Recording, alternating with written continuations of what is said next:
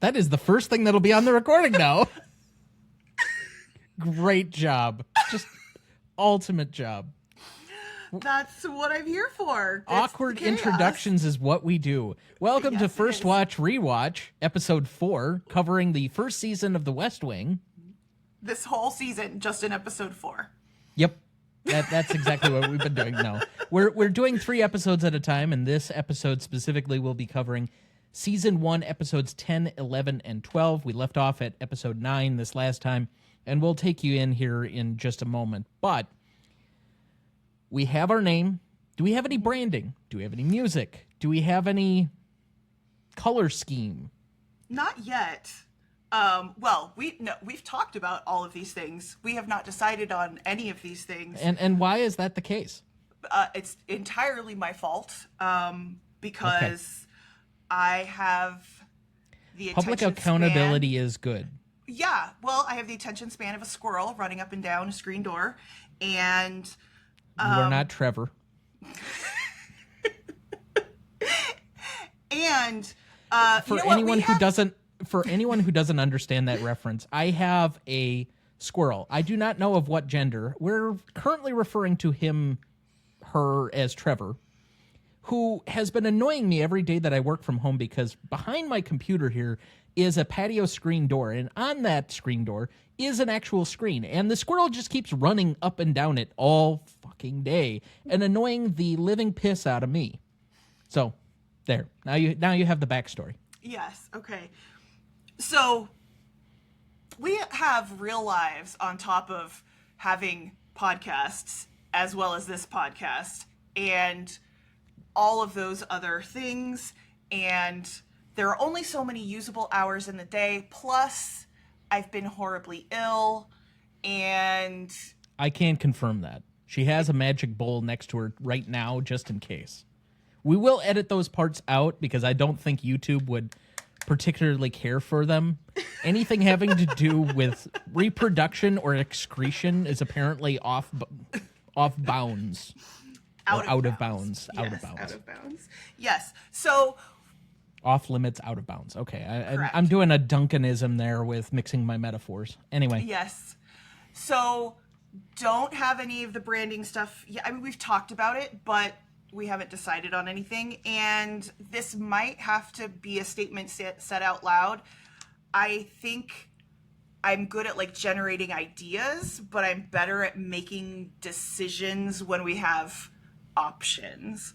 Therefore, probably, Thomas, you're going to be like, okay, here's what we talked about, choose, and I'll be like, I like that one, or whatever it is.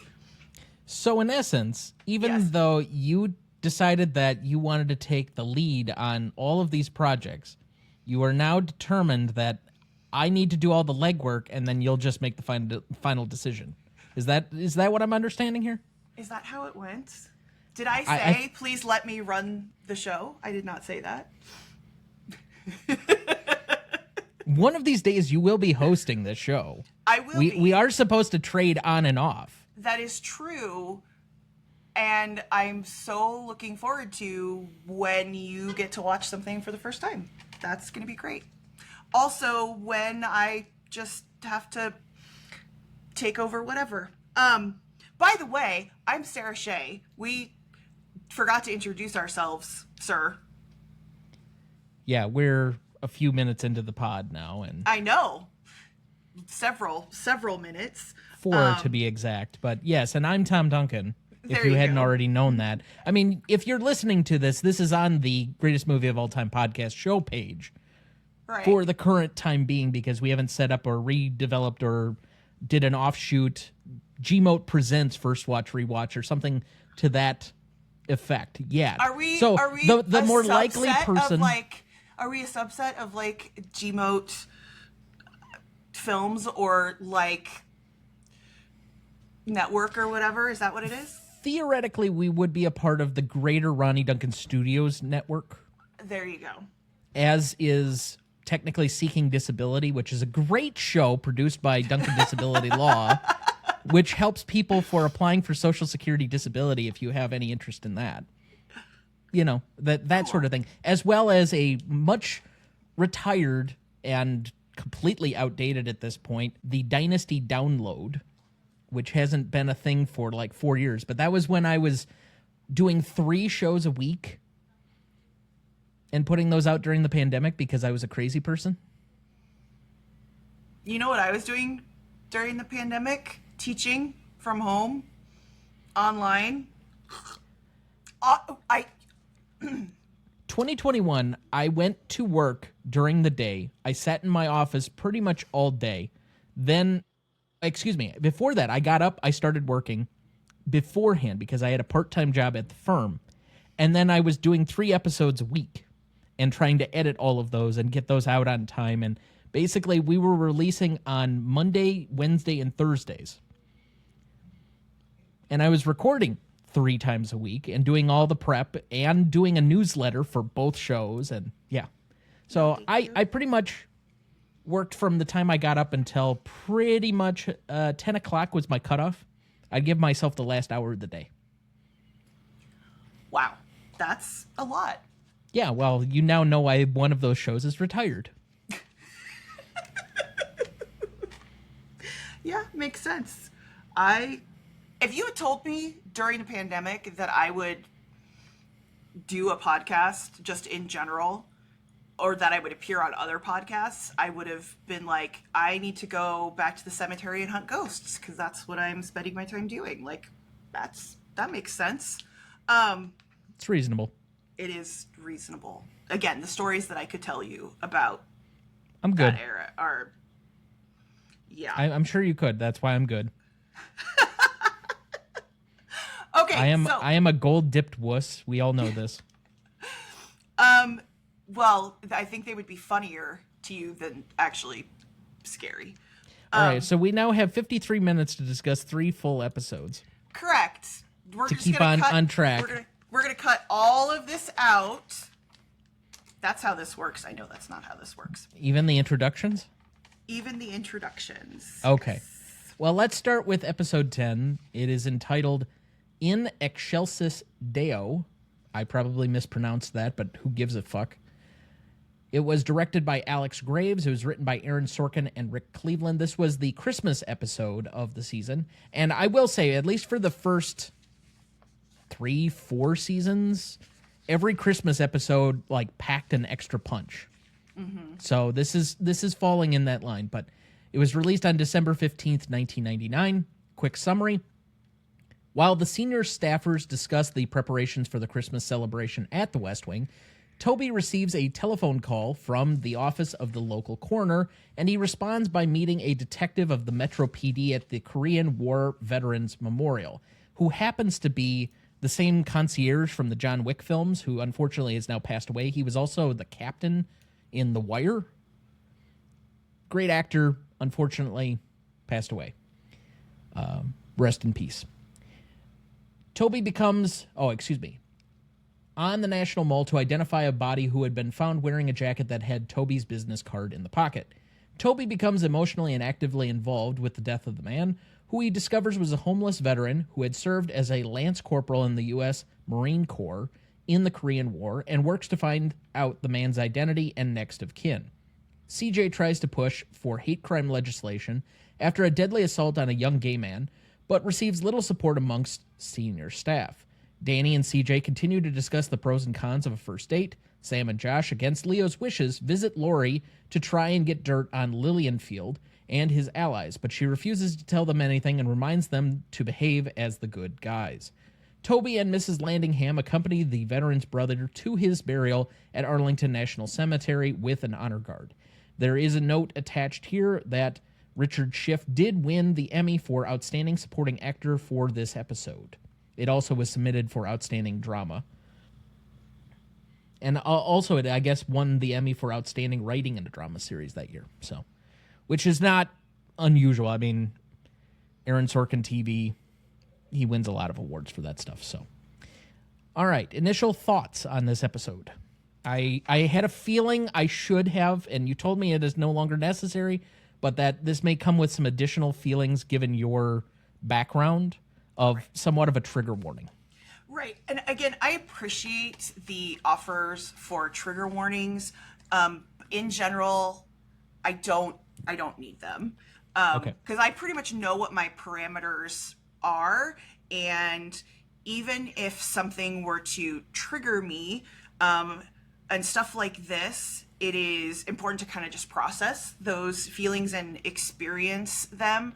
It's more like kind of knowing like what nothing that we're going to encounter in this show, because there's just not enough time to for them to process it and present it, is going to send me into a spiral, right? There are certain other things that I will not do because I know that it's problematic. Like, I cannot watch Saving Private Ryan again, maybe for the rest of my life, but I've seen it dozens and dozens of times, and it hurts to watch. That's a different sort of scenario. You've heard me talk about All Quiet on the Western Front, the 1930s version. That hurts to watch too, but it's a different type of film making, and it does affect me deeply emotionally, but I can't shelve it even though I know that it's fraught, right? I would like to take some more time off from seeing it. Anyway. Sure. This is related to that. This episode is kind of related to all of that. So this one with this death of this veteran is really very sad and very tragic, and brings up a lot of issues that exist for veterans in general. Okay, so if I might, and let's just compartmentalize this. We'll take it on the two primary tracks, which is all the other stuff going on, which is kind of your B story, and the stuff with CJ and the other kid, and yeah, we'll go into that secondary. Okay. Let's just simply focus on Toby and this primary plot storyline that has to do with the veteran dying. And I felt myself repeating words in my... I do this a lot. There are certain iconic American value phrases or speeches or certain things that I recall on a regular basis, and people think I'm just a total fucking nerd, and I am. So, guilty as charged. But every time I see like a homeless veteran or them having terrible fucking care at the VA hospitals or any of the other stuff that goes along with it, I see people like my brother-in-law that did 3 tours in Iraq and then decided to do an additional 5 or 6 tours with my sister when he's left behind because he was on the burn pits in Iraq. Like, it burns me. And so then I immediately flash to the Gettysburg Address, which I know most people don't. And again, this is me being an uber nerd. But those that gave the last full measure so that this nation made of freedom shall not perish from the earth. And I got to tell you, it's emotional for me every time, because when people say they support the troops, you got to support them well past when there's the initial sacrifice and what they're doing while they're there, and then there's everything they have to endure because they were there. And I see the first part a lot. I very rarely see the second part. And what is interesting about that is that at the time of this episode, we did not have support the troops. We did not have thank you for your service, because this is pre 9/11. This is pre regular Iraq and Afghanistan war. All of that this type is of post. stuff. Yeah, this is post Vietnam, where Vietnam is the last big war that we have, and people were so displeased with it, and it was not, war shouldn't be popular, but it was such an unpopular war in public opinion. And the way that Vietnam veterans were treated in particular by the public, really, really bad, through, I would say, no fault of their own. And if people want to blame soldiers, you fundamentally don't understand anything about the way this stuff works. I think it's interesting that they chose this to be a Korean veteran needs to be of a certain age in order to die Certainly. outside.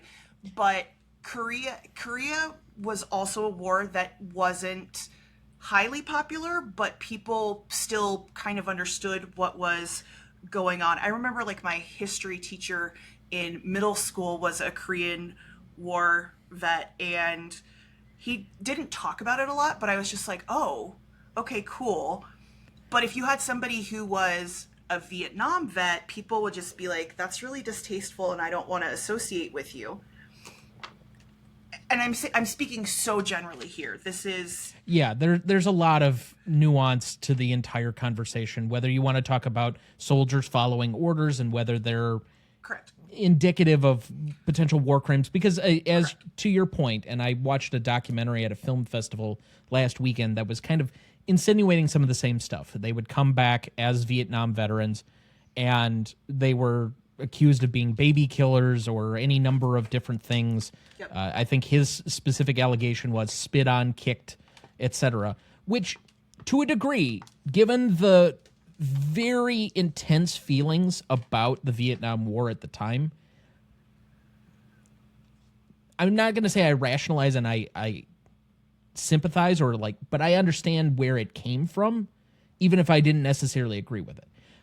But then there's the rationalization or the separation between the people that are like the My Lai disaster and then the people that just went because, frankly, the government fucking lied to us and sent people in there.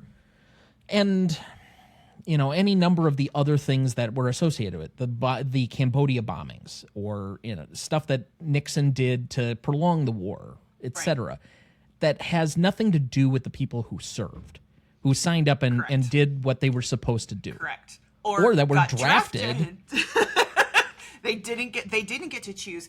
And I think, so I have to kind of contextualize this a little bit with like my memories of public opinion from when I was a child, right? And when I was a teenager, and the way that people would talk about certain things. And it was almost, it felt like, and again, memories are one thing, and then memories of someone who's younger are another. The perception felt like admitting that you had been in Vietnam, although so many people were because there was a draft, was almost shameful to admit in a different way than people, you would assume, the greatest generation, that's the name that we gave to those people who served in World War II, that there was a sense of pride, but you also had people on the home front who were making sacrifices. So we are still, at the time of this episode, living in this reality where things don't feel so good. I remember, because Vietnam happened before I was born, growing up and knowing a lot about history, researching stuff with my dad, talking about these things with my mom, all of that type of stuff, I was convinced there was never going to be any more war for the rest of my life. That World War II had been it had been the World War, right? Yeah, I get you. The mistake after the Great War, right? It can never happen again. It's the Great War. Oops, World War II, but nobody's going to buy into World War III. There's no way. We have mutually assured destruction with the Soviet Union, right? We have this Cold War. Everybody's frozen out. And I distinctly remember, and this is coincidental, when they started bombing in the first Gulf War, which now we call the First Gulf War, which we didn't at the time, and the bomb started, my brother and I were at home watching stuff, and he and I freaked out because we were like, how can the war be happening in our lifetime? This is ridiculous. He broke out into hives. It actually happened to be that he broke out in hives because he was allergic to penicillin because he had just been given it because he had strep throat. So those things aren't actually related. They just happened at the same time. But I still equate my brother breaking out in hives of worry over the bombings, okay, in the Gulf. And the first Gulf War was much diminished, right? And it was a flurry of activity, but it didn't carry the same weight as Vietnam or Korea or World War II. So we were okay. We still haven't had a war. We still haven't had a real war. This is it. We're done. Like, okay, that was awful. We broke out into hives. We're going to be fine. Now we just know that we avoid penicillin, right? It's fine. We are so close in this episode to getting to 9/11. Mm-hmm. And I mean, it's still, okay, it's 2 years away, but we're right at the cusp where I think there's a naivete that I certainly felt, and that maybe we felt as a nation. That's hard to say. I mean, it would be interesting to ask, our parents or so on and so forth. But I think there's a naivete about what is possible to come, and also no clue what is coming. And so respect for veterans is, I would say, probably at an all-time low, because I feel like it just kept getting worse and worse until 9/11, and then suddenly we have this skyrocketing thing because we've been attacked on our own soil. It feels like an immediate response. We don't need to get into the politics of should we have been in the Middle East to begin with and weapons of mass destruction, but we've been attacked, we need to do some sort of response. This is a response. Oh my gosh, people are at risk. It fundamentally shifted the way the country at large viewed the military, viewed certainly so many things. And there's a stereotype of the Vietnam veteran with PTSD, right? Mm-hmm. And that doesn't mean that veterans with PTSD didn't exist in previous wars. In World War I, they got shell-shocked, which we now understand to be PTSD, but they had a specific name for that, for this specific violent encounter, right? And this episode brings up a whole lot of feelings related to, I'm saying in general, to me specifically, but also in general, to how are we treating vets? How do we treat people who are involved in these sorts of violent conflicts, who are essentially doing their job, right? The conception that somebody who joins the military is a violent and evil person from the get-go, and that what they want to do is to kill people or kill babies or whatever it is, that it is a breeding ground and training ground for people who are subhuman. I'll go on the small mini rant, and of course caveat again at the beginning of this that my co-host does not share in any of the opinions that I'm about to espouse. She just simply tolerates that I make them. I make no bones about the fact that I am a flaming liberal in this context, and a lot of this appeals to me on a policy front, of course. This has been one of my issues with the neocons, and constantly wanting to be the world's policeman and being interventionalist is that you cannot dictate to people how things are necessarily done. And every time we've tried in the 20th century without taking some level of carrot before the stick, it has gotten us into trouble, including over the past 30 days, 60 days of this Iran war. I don't know when people will be listening to this or not. But I am not for this in any capacity. And I think that is probably the popular opinion at the moment, even economics or anything else aside. But ultimately, and this is where I will try and limit my thoughts on this and the rant and whatever else for the interest of time, that nobody needs to listen to my rants on politics. You're coming here to watch us discuss something about the show and how it appeals to us and the rest of it. But We have a group of people that we have made an implicit contract with. You sign up, you go through an ordeal, you serve and put your body, yourself, your whatever potential you may have on the line so that other people may enjoy the fruits of your labor. And implicit in that contract is you're going to get free health care. Nobody apparently said it was going to be quality health care, but you get health care.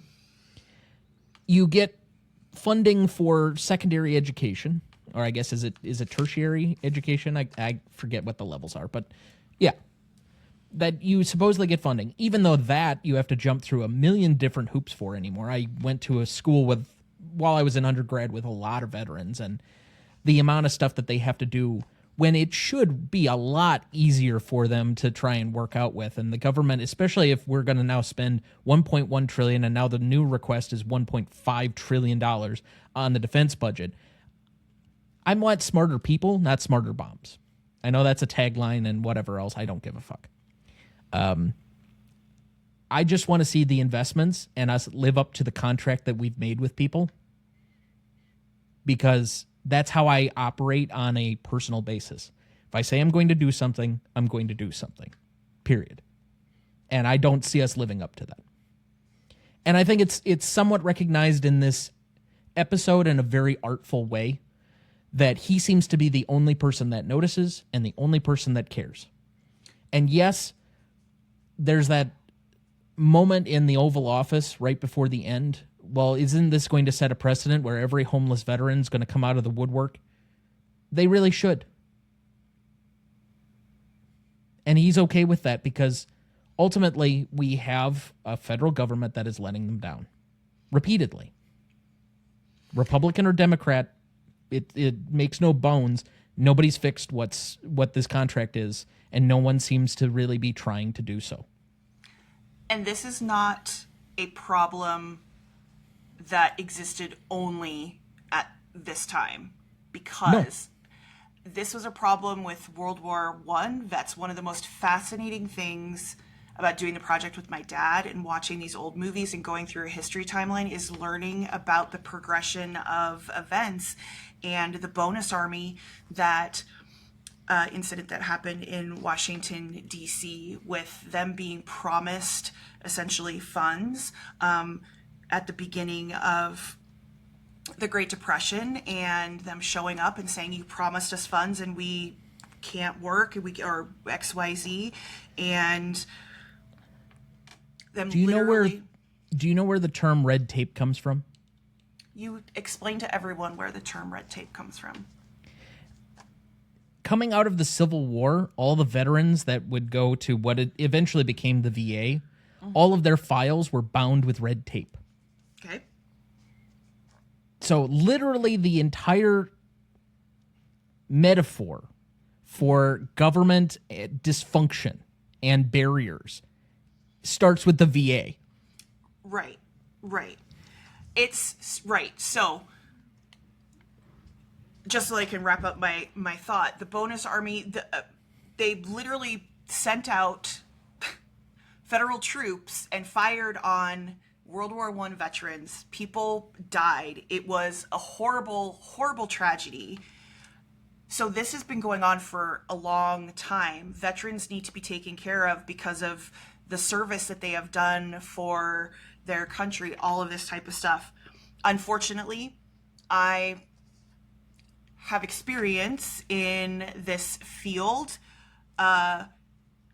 Very extra unfortunate because we skipped over my brother being a veteran because he was killed in action, but his friends who have become like my extended family, my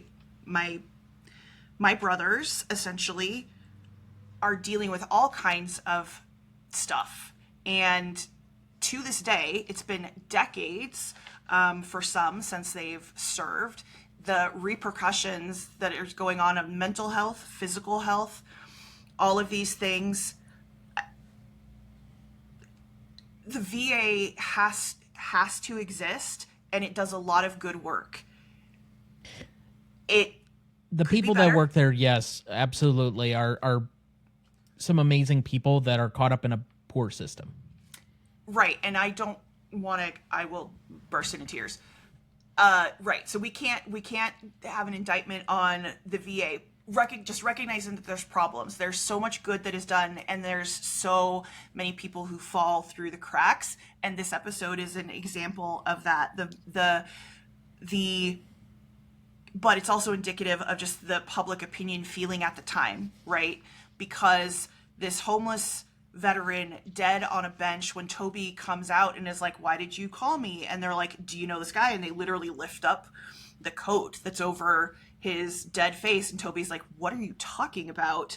And he was like, "Aren't you gonna have someone come and pick up the body?" And they're like, "Yeah, someone will be here later to come and get him." And you're just like, they're leaving this body out there. Obviously they're not gonna just walk away, but well, and more specific to what we're talking about right now, when he points out to the cop that he was military, you should call the VA, he decides to cover that over. Yep. Yeah, and I think this is a specific moment in time. This is not necessarily what would happen now, but it was a pit in my stomach. And then Toby obviously goes on this journey and is trying to figure out who this guy is. They can't find his next of kin. He finds his brother is also homeless, and did his brother fight? No, I don't think so. My guess is because he's, as they put it in the show, slow, that they weren't going to take him. So it could be that I was like understood that point, or that this was a result of him also fighting, but that could be. But anyway, right. So he has this brother who basically can't take care of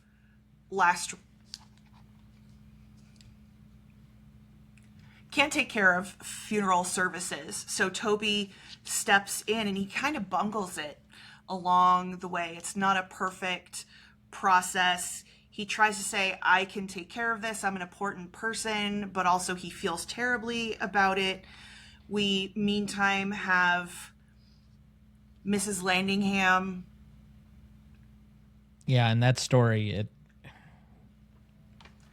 talking with Charlie about how she misses her sons. And I'll tell you what, the second she said, "I miss my sons," and then Charlie asked, and I was like, oh, shoot.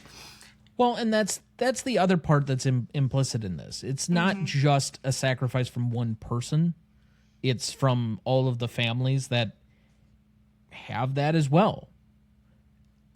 Correct. I know that the contract with them is not as implicit for all of these other services and whatever else, but we have to also understand the ripple effects beyond those certain things. I think we're far enough removed now away from the draft and the amount of people being ground troops that the common practice or the common thread that a lot of people had in the 80s and 90s, where I lost a son, I lost a brother, I lost a cousin, that seemed a much more commonplace thing than anybody in this common era now would ever think of. Like, it's rare for me to understand somebody who lost somebody in action in even Iraq or Afghanistan or something else, just because the number of people is so much smaller and it's so much more of a selective group. Whereas when it was the draft, it could have been any family. Right. And so I think that brings something different to this that I don't think almost 30 years removed that we're quite in the same headspace. Correct, because you have people who, at least Vietnam would have been the baby boomer generation, right? So it's the biggest generation, right? So you just have tons of people going. It's a draft, and it's an incredibly destructive war, so highly, highly common. And even in Korea, so Mrs. Landingham talking about, and the fact that it's like both of her sons, and well, you're right. It's a reduced number, and I will tell you, as a member of a Gold Star family is someone who's lost, or family that's lost someone in combat. Anybody who has active deployment, they're Blue Star families. That there are special additional services for Gold Star families that are actually facilitated by Blue Star families that extend beyond, like, as the sibling of somebody who is killed in action, I am entitled to certain benefits and services that I have used at times, and I should probably utilize more. And it's good, and my parents are very well monitored and very well taken care of. And I know that for other Gold Star families, that is also the same, and that it's a horrible community to be a part of, but it's a wonderful community full of the most compassionate people I've ever met in my entire life. And the understanding of the thread of how this affects people. Mrs. Landingham working in the White House and missing her children. I mean, it tells us something about her as a person, but it just tells us about people in general. You don't know who has lost someone in any sort of capacity. And so when there's finally this burial at Arlington, and Mrs. Landingham says she's going with Toby, and they're going to take this brother, it is like it's the perfect ending to this journey across this episode, which cannot address every issue, which cannot take every single thing into account. And I mean, we've even mentioned things that the episode doesn't even touch on, but it is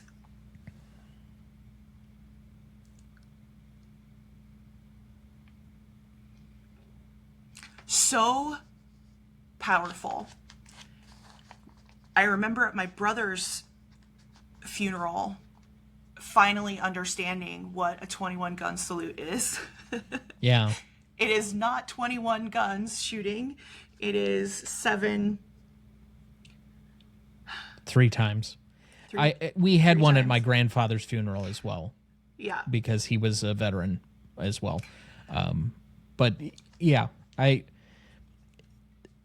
don't know how many more ways we can really express it. It's a worthwhile episode. I think it's up there probably in the top 10. I wouldn't say it's all of my favorites. I think the one that I probably love the most is the Christmas episode from season 2, which if we ever come back to this show for a second season, and I think most people kind of recognize now at this point that we're just doing one season at a time. We're not going through like the entire West Wing in one fell swoop, and then we're going to try and change it up and do some different things here occasionally. Mm-hmm. But the second season Christmas episode, I think, is probably my favorite, and the one that I've actually utilized in many different forms. But like I said when we led this off, the Christmas episodes just pack an extra oomph to them, which I think is inherent in that season.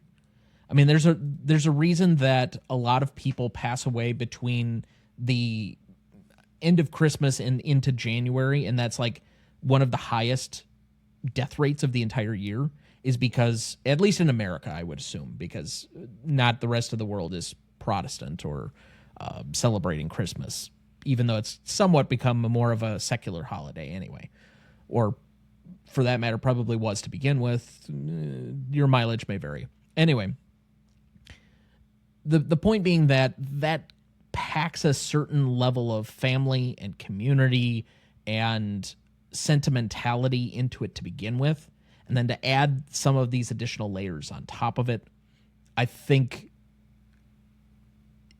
especially when Sorkin has done the writing it so far in this show, we see some of these additional values really come to the fore. Him taking on issues that are of the day, but also somewhat universal. And I think you can tell, and we've said it on multiple occasions, the ones where he has a direct hand in them and is the primary driving force, as opposed to maybe he does the teleplay or he has some stuff. There are some bridge episodes here and there, but the ones that pack some extra power and the ones that are usually the most emotional and sentimental are the ones where he's directly involved. And I think that's where this show has always shined. I agree, and I think that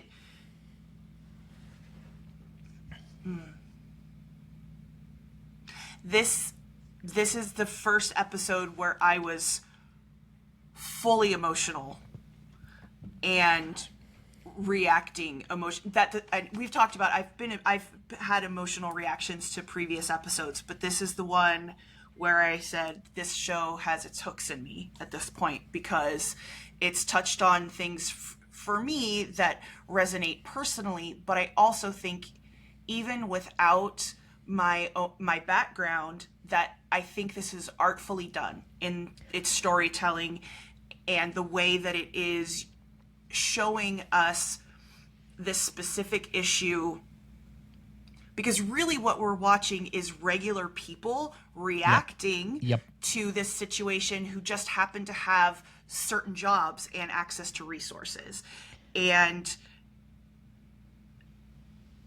it is not necessarily about the people in the White House discover a dead body. There are shows about that, but We've talked about the idealism of the show before, and obviously Sorkin, more than most, is appealing to a certain level of identity, value, valor that comes with being an American, of how we identify ourselves and what we believe it is to be an American writ large. And that's kind of where the second half of this episode goes. And I think he does a great job of showing the smaller moments, the human moments that happen. There's the exchange around the time when Lydell, in the character in the story, they find out that he's died, and Bartlett is talking to children in the lobby of the West Wing celebrating Christmas, and he's got to go receive the news and then turn it back on and act like nothing's wrong.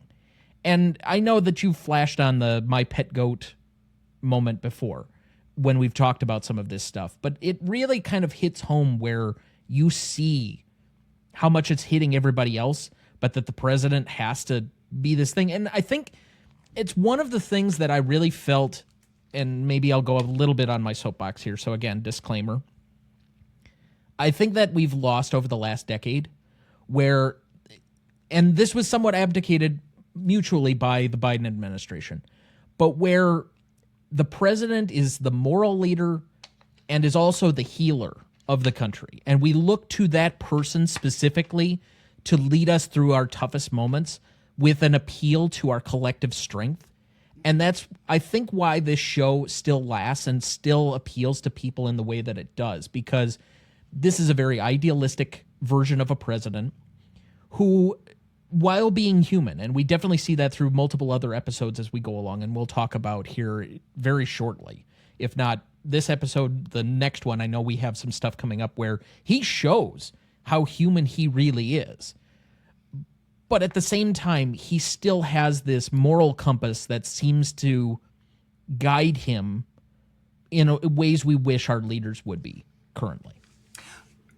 Absolutely. And I think that, that's not to say other presidents didn't do this, but I think it really was solidified with Roosevelt and his fireside chats, right? And hey, everybody, we're coming together. We're going to do our New Deal, all of that type of stuff, right? Trying to bring the country out of the depths, right? And then it's taken on different roles.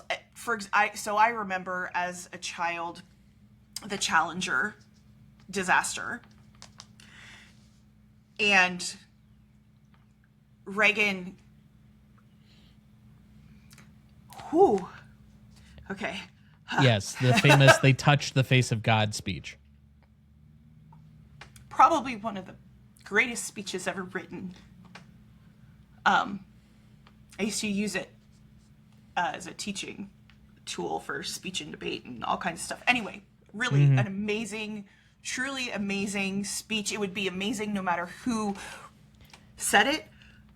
But watching that address on TV as a child, having watched one of the most horrifying things I've ever seen in my life, was exactly that. The president, it doesn't matter how you view Reagan in that moment.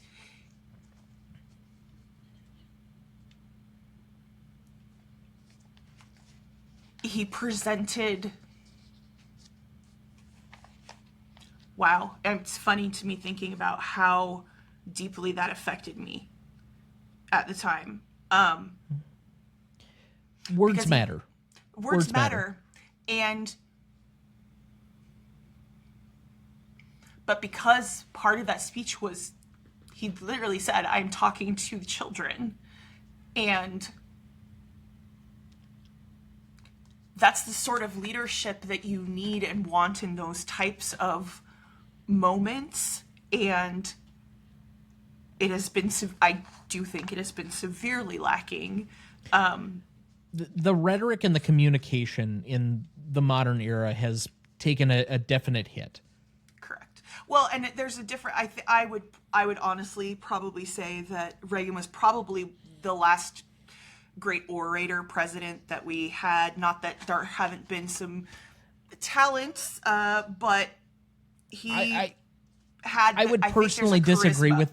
Yeah, he had definitely a communicative ability that most others didn't because of his acting ability. But I think similarly, the only other one that I would put nearly in the same weight class as far as oratory and ability to command a room and appeal to our better angels, even though he didn't like doing it and he definitely tried to not do it very much, but every time that he did, he was incredibly effective, is Obama, because he comes out of the black congregational church system and the culture of making those great oratory sermons that are just commonplace. And so he was able to tap into something that we hadn't heard for a while. But as far as speech making and the rest of it goes, nobody remembers anything nominally said from Bill Clinton other than certain candid answers, the definition of is, okay. And we only remember certain foibles from W, good or bad. And now everything's been reduced to tweets. Covfefe. Anyway. Okay, so let's just put a little bow on the emotional stuff for this episode.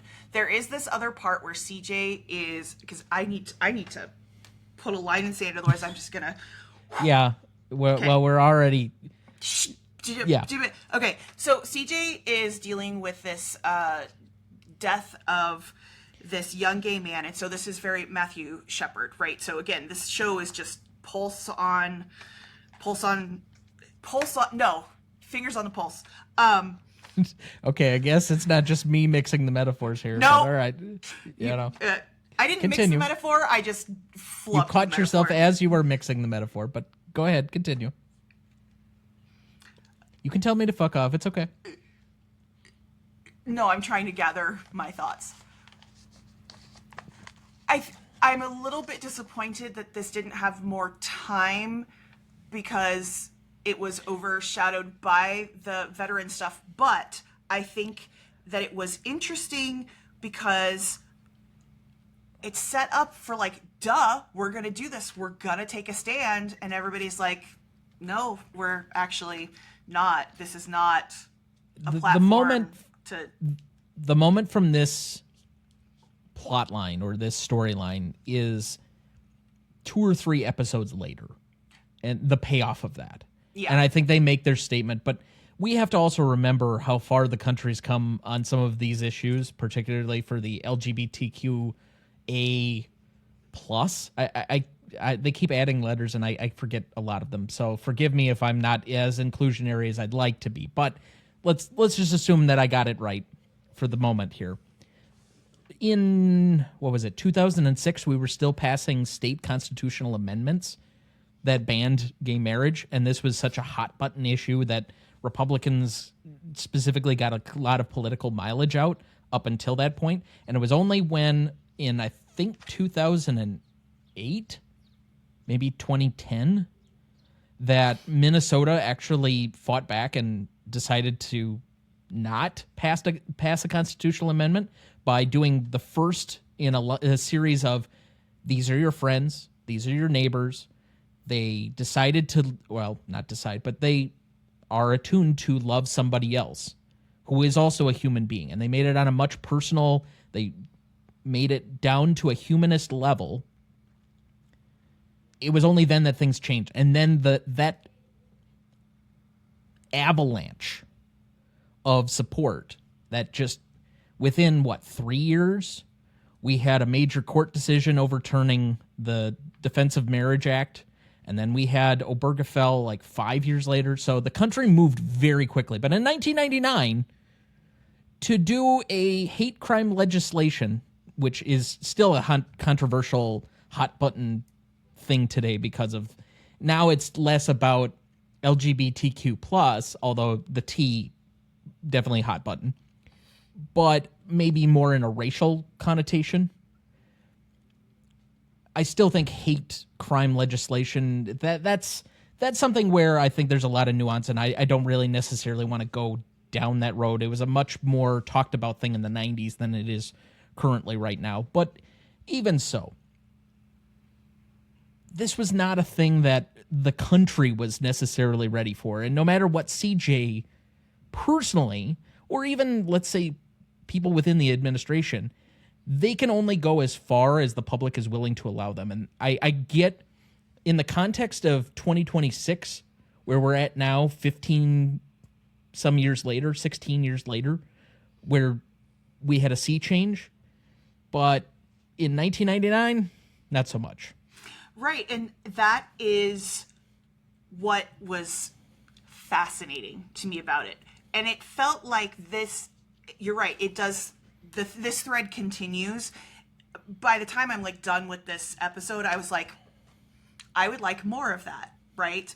And damn it, but I don't want to take away from the time that was spent on this really emotionally impactful component. And so we had said in previous episodes where I was frustrated where there was too many things going on in an episode and I found it distracting. And this one I was like, ooh, this episode is so good. And the way it was layered together was really good. And so it's not that this hate crime legislation distracted from this veterans issue, or the veterans issue distracted from it. Again, as we've said multiple times, how many things are happening at the same time in the White House, all of that type of stuff. I just thought it was so interesting. And the reminder that at the time, this is, people had to tread so lightly. You could not just jump on, we'll say, a bandwagon and champion something. The maneuvering that has to go on behind the scenes that we probably are absolutely unaware of to this day, with decisions that are made, was really interesting. I guess the one factor in addition to this that I don't think, especially people who are younger than I am, I'm 35 now, but the younger millennials or the zillennials, the violence that could be wrought, I think, is a factor here that us growing up in the 90s got. But the people who come behind us, where this is much more commonplace and there doesn't seem to be that level of vitriol, I don't think they can completely grasp. When this kid is quite literally basically stoned to death, that was not, I don't want to say it wasn't surprising, but it's not utterly shocking that would happen to a kid who was outed. Correct. And I think here's also the other caveat, right? Nobody was questioning that this is a horrible crime. And these kids have committed a horrible crime. This is murder, and it is atrocious and egregious. It is, but is there special legislation that needs to happen or in order to give it a special label, in order to punish, blah, blah, blah. They're guilty of the crime. Nobody doubts that. It's an awful, awful, awful thing. But are we going to put an asterisk on it? So we'll revisit hate crime legislation on our constitutional law podcast coming to you soon. I mean, we could spend another 3 hours on hate crime legislation. We really could. And here's the thing, I'm like worrying, oh God, you and I probably could just sit around and discuss constitutional law. We're nerds. Okay. Oh, yeah. Super nerds. So any last primary thoughts on this one? Because we're almost at the hour mark and we have 2 episodes yet to go. Yes. And it is teeny weeny. Okay. And it's about Danny and CJ. Oh, well, actually, can we just like pull that into the next episodes, because I think that continues to develop, and we'll just have that. No, I'm going to point out one thing. Okay. Okay. He says explicitly to CJ, "I have a crush on you," and I just went, and then I noticed every time they interacted. This is the thing. Sometimes when I realize that I like something, I realize that I've been smiling through something. Mm-hmm. And it's not, I don't realize it until it's over and I'm still smiling. And then I said, oh no, I've been smiling at every interaction that they have. I think I like this. And then I was like, which you disclosed that during the last episode. We know that your lady parts are tingling. No, lady parts are not tingling. Different things. No. But Bad Tom. What I had said is I don't like Timothy Busfield, right? And he makes me feel icky. And so acknowledging that he is good in this role, and even though his character is still very one note, that the interactions that he has with CJ, because CJ is a much more complex, interesting character, I like them together, and it makes me smile, and it makes me happy, and I am interested in how this is going, and so I am fully on the CJ and Danny train, and that is where I will leave it, because this was the explicit statement, I actually like you, and then I was like, so now we can move on. Well, we won't completely, because that just continues to be a plot line through the rest of the season. Yes, I know. But let's move to episode 11 at the 58-minute mark. And this is entitled Lord John Marbury, who will be a recurring character throughout the history of the show. This was directed by Kevin Rodney Sullivan, story by Patrick Cadell and Lawrence O'Donnell Jr. Yes, that Lawrence O'Donnell. Teleplay by Aaron Sorkin and Patrick Cadell. It debuted on January 5th, 2000, which is kind of weird to think about, that they would rush. You have a Christmas episode in the middle of December, and you have one ready to go the first week of January. Like, network TV shows now take off from middle of December, first week of December, until almost the end of January, if not the beginning of February anymore. Like, they basically take a full-time vacation. So to only go like 3 weeks is kind of extraordinary. But anyway, the plot summary for this episode: U.S. satellite surveillance detects that India has moved 6 warships and 300,000 ground troops, an enormous amount, against Pakistan and its occupation of Kashmir, thereby raising the possibility of a nuclear clash. The United Nations tries to get a ceasefire agreement. After receiving a dismal intelligence briefing on the situation with India, President Bartlett sends for Lord John Marbury, an eccentric former ambassador of the United Kingdom to India, whom the president describes as colorful and Leo describes as a lunatic. The ambassador from Beijing tells the president that China may enter the fight against India. The ambassador from Islamabad tells him that Pakistan will no longer tolerate any oppression of its people, and the ambassador from New Delhi tells him that India will no longer follow the directions of any other nation. However, Lord Marbury reports that the UK ambassador to the UN expects to obtain a 2-week ceasefire agreement, and he agrees to stay to help. CJ expresses displeasure about her loss of credibility with the press corps during the early hours of the crisis, and Toby apologizes. Josh obeys a subpoena to give a deposition about a recent investigation. Sam represents him on the second day, which does not go well. Mandy ruffles feathers among the senior staffers with her plan to advise a moderate Republican congressman, and Zoe invites Charlie to ask her for a date. He asks for permission from her father, the president, who first balks but later agrees and cautions him. Now, I have told you and disclosed for a couple of different episodes now that this was going to be a thing, the Zoe and Charlie relationship.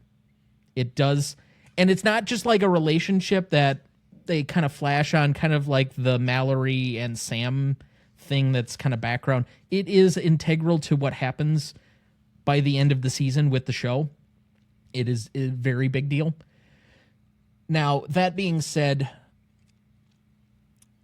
I don't know how many people understand the level of vitriol and animosity and religious fervor in the differences between India and several of its neighbors, the primarily Muslim countries, particularly Bhutan, Bangladesh, and most specifically Pakistan, and that they're both nuclear powers, which most people also don't necessarily know. So when we're discussing this episode, have that in the back of your mind that this is actually something where if this ever really happened, we would be very close to World War III. Because you're now talking about two nuclear powers coming in with China, who is also a nuclear power, and them having a spat. That's pretty close to what you're going to have where you're having a nuclear holocaust in two of the most populous countries, no, the two most populous countries on Earth. Let alone that, well, let's face it, this is somewhat of a bridge episode. It was not as nearly as emotionally invested as the Christmas episode was. It's kind of just bringing us back into the fold. But I'm going to start this episode and reactions with this one thing. What did you think of the character of Lord John Marbury? So, you weren't expecting that one, were you?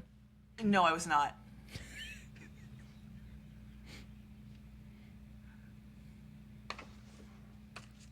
This is great podcasting. It's really great, which is why it's...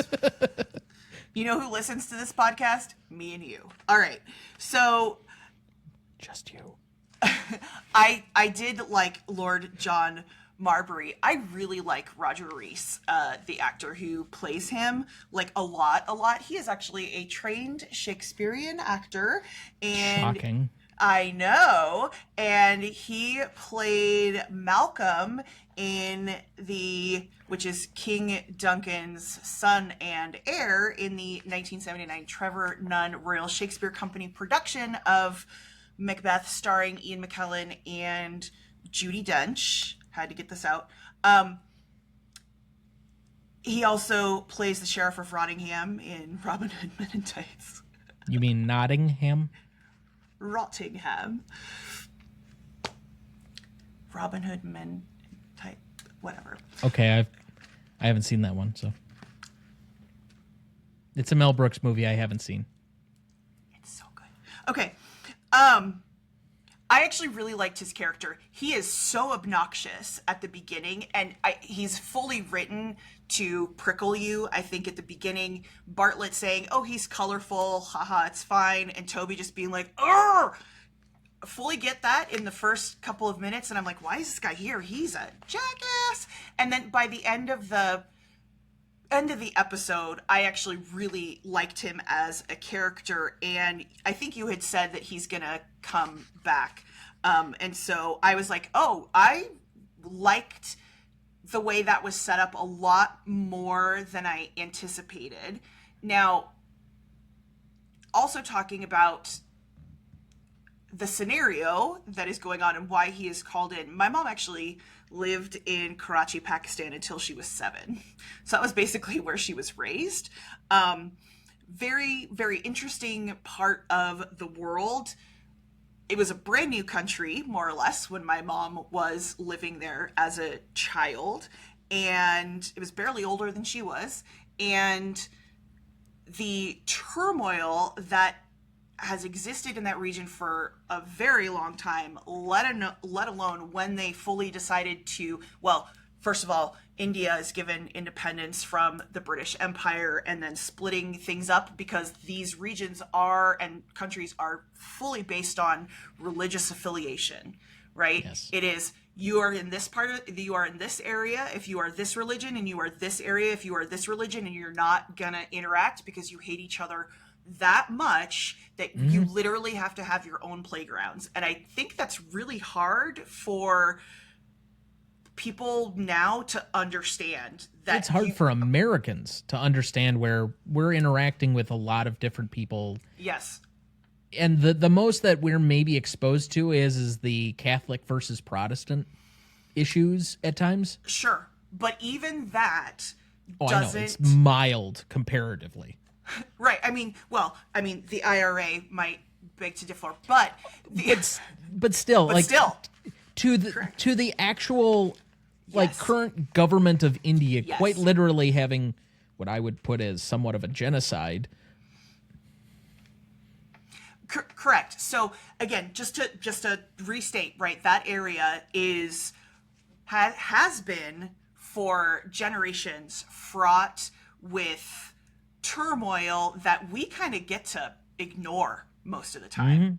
Okay, we just are like, it's literally on the other side of the planet. I don't need to worry about it. It's not the Soviet Union. Right? Speaking of the Soviet Union, by the way, do you know what happened between previous episode and this episode? At the turn of the millennium? That is actually when Boris Yeltsin resigns as the president of Russia, and that is how Prime Minister Vladimir Putin gains power. Oh. I guess I didn't realize his assumption of power went back quite that far, but okay. Yeah. Again, well, because I looked to at be this fair, stuff up. Yeltsin was a drunk buffoon, but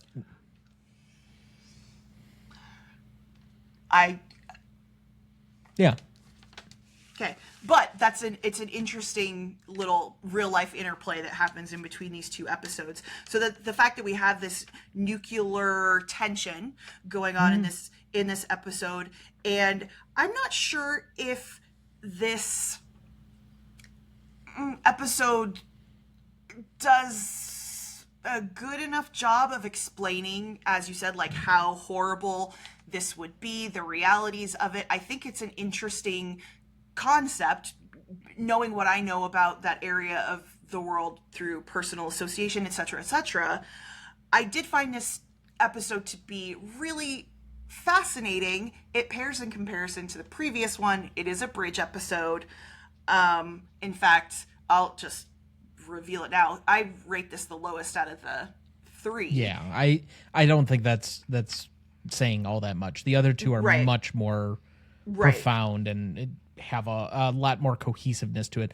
I think that for the purposes of this episode, they wanted to bring in certain characters. They wanted to refer to some things here and there, but explaining the full context of the conflict was not the main goal, because they're not sorting through foreign relations on an American television show about the American government.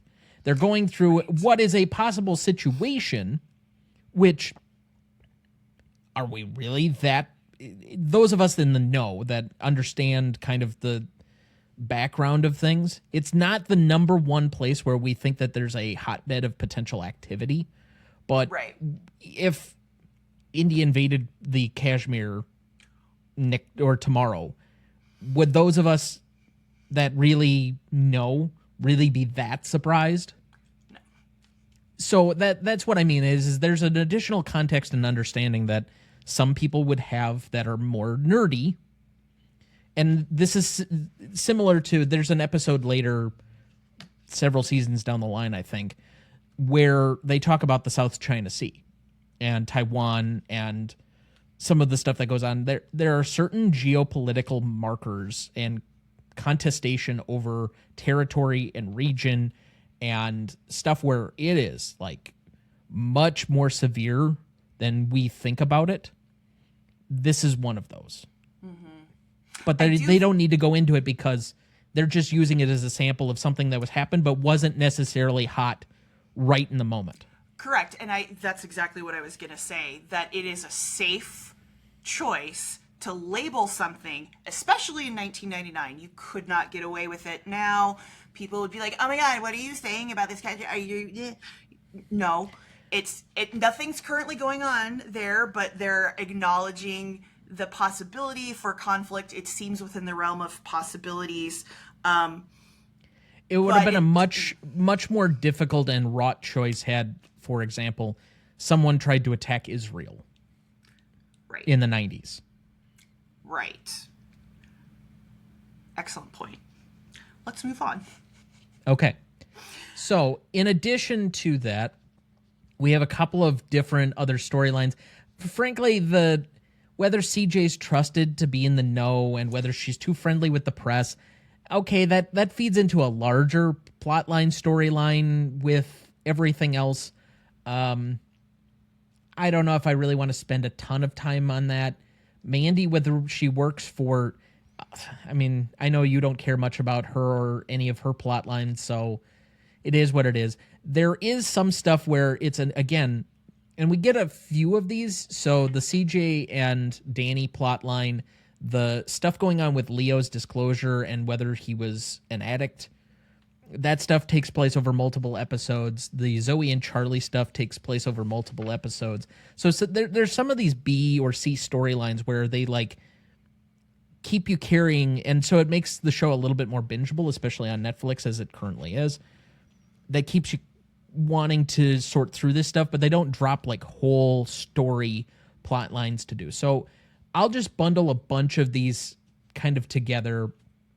I don't think we need to spend a ton of time on Marbury and the other stuff because, frankly, it's not the most interesting part of this. And we're going to skip a couple of the other plot lines we'll move to the next episode here in a second. But since you had asked about the Zoe and Charlie thing, and I had kind of alluded to it already, where do you feel that that's going? Where would you like to see it going? Since I already know where it is going. I'm hesitant, cautiously optimistic. I really like what I've seen of Charlie, waiting to see more.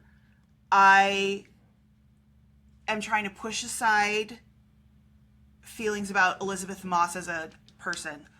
I am interested to see... I have to remember, like, they're consenting adults, right? They're not children. She's not in high school. But there is a super age difference in those 2 years between 21 and 19. A man learns a lot in those 2 years. Yes. So I am super interested to see how this would play out because Charlie is part of the inner workings of the White House and his role that he fulfills with her father.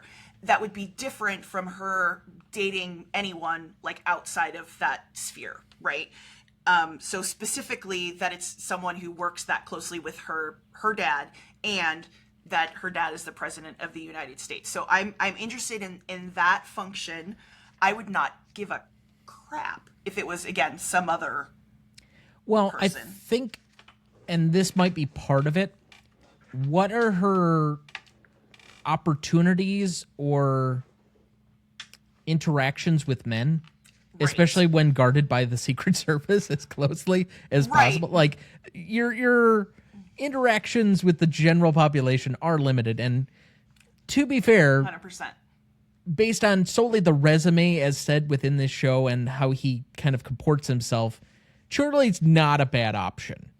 Like, I don't judge men on how they look, per se, on more of an aesthetic. but you know, like I'm not attracted to men, despite what some people think. And so I can't judge it that way. That I'll leave that to you. But as far as like, he's got his life together, he's doing an important job, he keeps stuff running, he's obviously brilliant. You could do a ton worse than your dad's body man. That is exactly what I was thinking, because when Bartlett's like, wah, which I think is a natural reaction, and I'm like, if you trust this guy to have this close of a relationship with you, to literally wake you up in the morning and be nice about it when you're screaming into the phone. I don't even remember when that is. This might be later. Anyway. Yeah, it's an episode later where it's fine. Charlie has to come and wake him up, and they talk about it explicitly where, what if the first lady had been naked in here?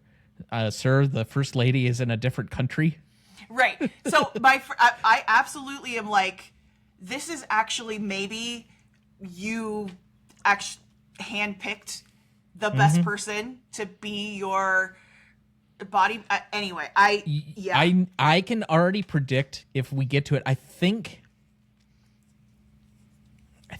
it's the Thanksgiving episode of season 2. That if we ever get to it, you are going to cry. Because there's a moment between Bartlett and Charlie where some of that really comes to the fore. Shiitake mushrooms. I look forward to it. Okay. So yeah, anyway.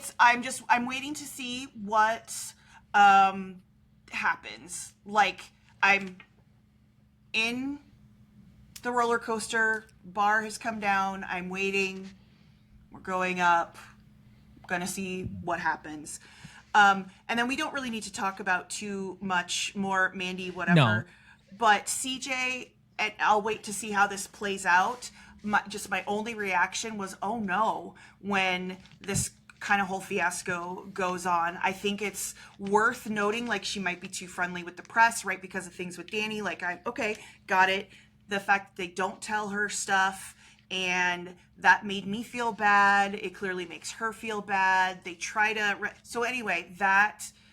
I reacted to it, but I'm also waiting to see what happens on that in terms of the bigger picture. So yeah, the interpersonal relationships is obviously a very big part of what the show is as well. Mm-hmm. Right. But let's move to episode 12 then, just for the sake of time here, because we're going to run on another 90-minute episode here. Episode 12 is entitled He Shall From Time to Time, which is an allusion to Article 2, Section 3 of the U.S. Constitution, which forms the basis of the Edict for the State of the Union. This episode was directed by Arlene Sanford and written by Aaron Sorkin. It debuted on January 12th, 2000. Plot summary for this. After rehearsing for the State of the Union address, President Bartlett collapses in the Oval Office. An admiral and medical officer from Bethesda diagnoses it as the flu. But the First Lady, Dr. Abby Bartlett, cancels her trip and returns to the White House to treat her husband. Skirmishes continue along the ceasefire line in Kashmir. Again, a bridge episode from the previous one because we never resolved that entire thing. Pakistan gives control of nuclear weapons to their field commanders. Leo faces the news media about his alcohol and Valium addiction and recovery, then faces the First Lady and the President's health. Abby eventually admits that the President has relapsing, remitting multiple sclerosis,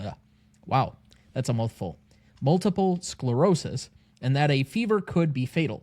Josh and Toby continue to wrestle with the speech. CJ watches Mallory kiss Sam, and has Danny come to her office. Lord Marbury advises the President on benevolent diplomacy, who sends India a message which produces good results. Since we have already been along this line, and it was not the first thing that I was going to ask about, but CJ asks Danny to her office, then knocks on the door, and doesn't realize it's her office that he's already inside of, and then she wants to see if there's any real connection there. How are we feeling? Loved it. Loved it.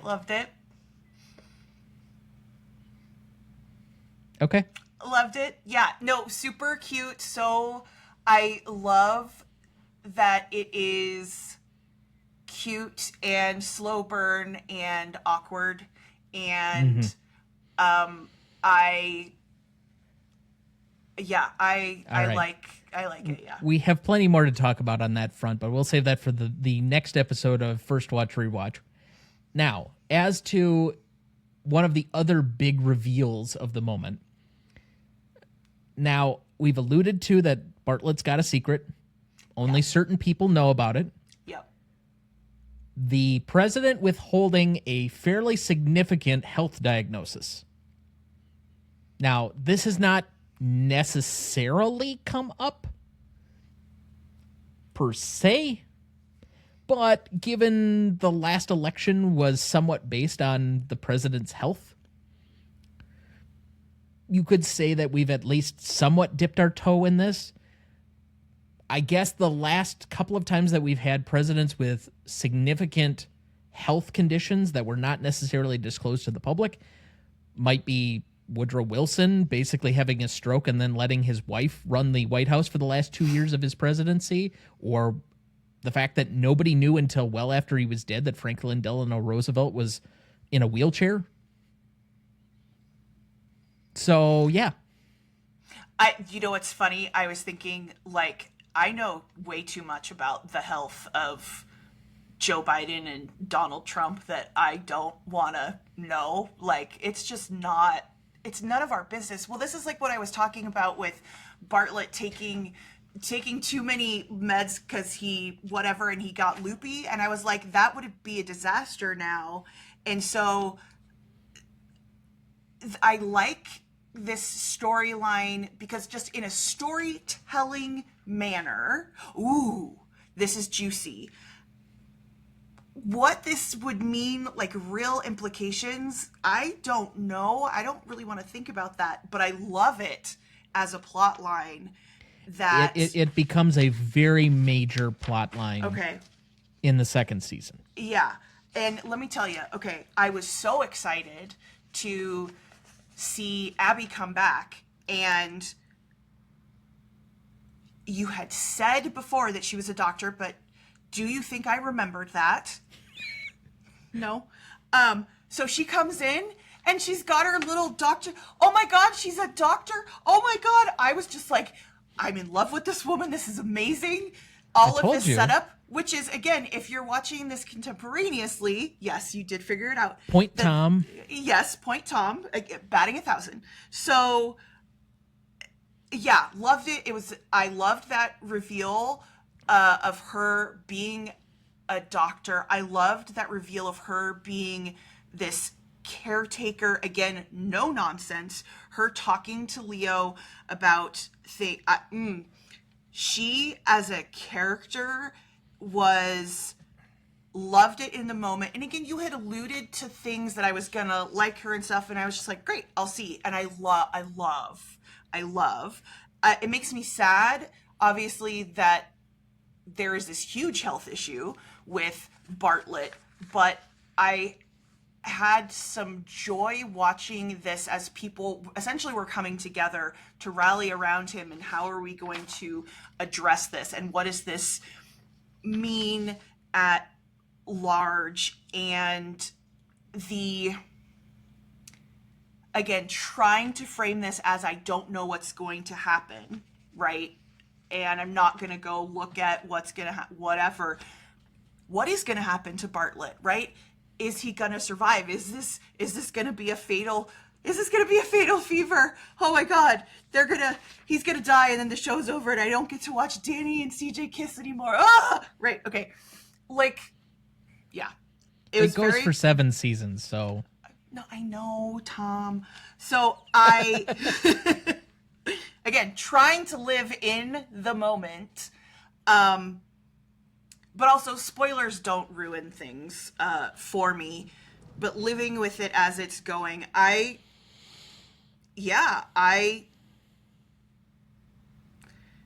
was so well put together. And here's the difference, right? This is fully written on his own by Aaron Sorkin. The previous episode, which I think is the weakest of the 3, this is where he just does the teleplay and the stories by everybody else.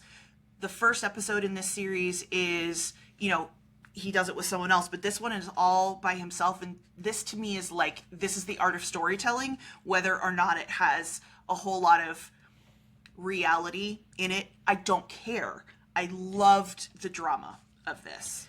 Yeah, and I think there's a reason that it's written by him solely, because it's I wouldn't say the resolution, but we're nearing the end of several major plot lines. Yeah. And maybe picking up from the next set. So we specifically get some resolution on Sam and Mallory, although not really, because they never really get together. I'll just reveal that now. That thing is basically dead. It burns out. But the CJ and Danny thing kind of comes to a head, so then it can take its next step. And you get this final reveal of what is actually going on with Bartlett and why there's some issues. That obviously has been boiling or simmering for quite a while. So in addition to that, the Leo thing and the disclosure and all of the rest of that comes to a head. So you have multiple different things. And not to say that the Leo thing is completely died out, because it does continue on a little bit for the next couple of episodes. But as far as the major point, all of these things kind of come together. And while I wouldn't say it packs the emotional punch of the Christmas episode, it still brings together a lot of things that have been festering and we needed some resolution from the season to move forward with. If I were to rank these, and you've kind of already alluded to yours, I would go 11 at the bottom, 12 as my next one, and 10 as my top. That's exactly how I ranked them. Yeah. Yep. Honestly, so when I finished the 3, and my note to myself is, I actually loved all of these. And so saying that the second of them, number 11, is the one that I'm ranking the lowest. I mean, it's relative, because I did enjoy all of these episodes.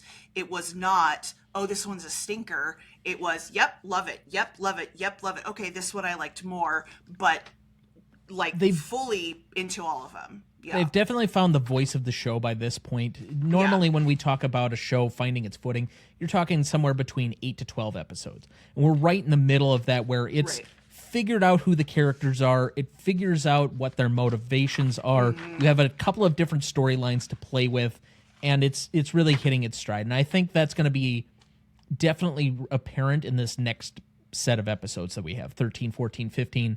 I think take it to a new level where they can have a one-off episode, but they also, have other stuff. So right. Well, and again, a note to myself was, I was very emotional at the end of this episode. The Constitution translated into Latin. Yep. I was just like, stick that right into my veins. Holy moly. I thought they did a better job of writing in that moment the small thing where Bartlett explains to the agriculture secretary what you do in those case of a designated survivor type of thing, and his conversation where he's clearly, and they obviously edit it so that it's flashing on Leo, but you know how much that relationship means between the two of them. Yep. This episode, I think out of all of them, is the master storytelling episode. Not just out of these 3, but out of all of the ones that we've watched so far. I think that this one is just, but it takes a while to get here. You need to understand these characters so that you can get to this emotional vulnerability that is required in this episode. This wouldn't be the same if it was the very first thing that you saw. So I loved it. This might actually be,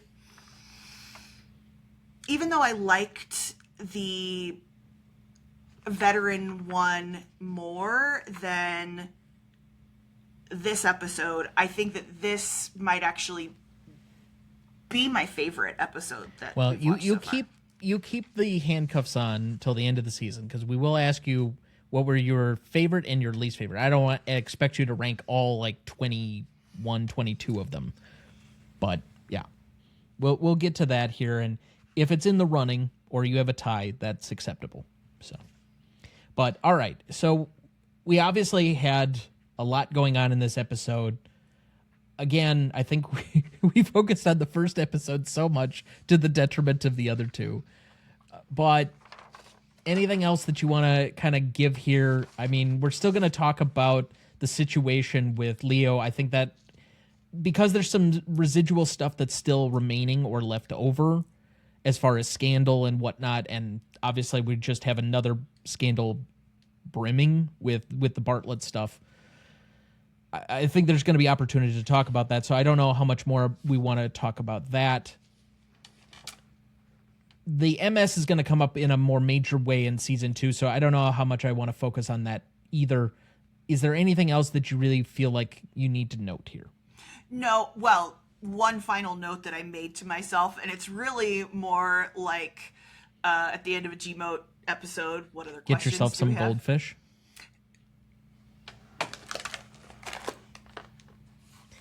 For the audio audience, she is showing on the YouTube video a bag of goldfish crackers. Wouldn't it be weird if I just held up a bag of actual goldfish? Like you were at the carnival? Like Danny? Okay. I actually just made a note to myself. How would you decorate the Oval Office? Because we spend some time in the Oval Office. I gotta tell you, I have ideas. Oh! I mean, we don't necessarily have to talk about it right now, but I would love to hear all about that. The world would not survive a Thomas J. Duncan presidency, but don't think I haven't thought about it. I figured that you had, and so... Every political nerd at one time or another has thought about it. I actually almost wanted to pull up a progression of pictures of looking at different ones, because here's the thing, no matter who's in charge, we recognize the Oval Office anyway. And so to think that there are these like extreme differences, there's not. So it's... Oh, anyway. I would be very different. Okay. It is a functioning office for me, and people would have to succumb to my whims, and the aesthetic would change a lot. Do you think so? But here's my question: is it a functioning office, or is the functioning office somewhere else?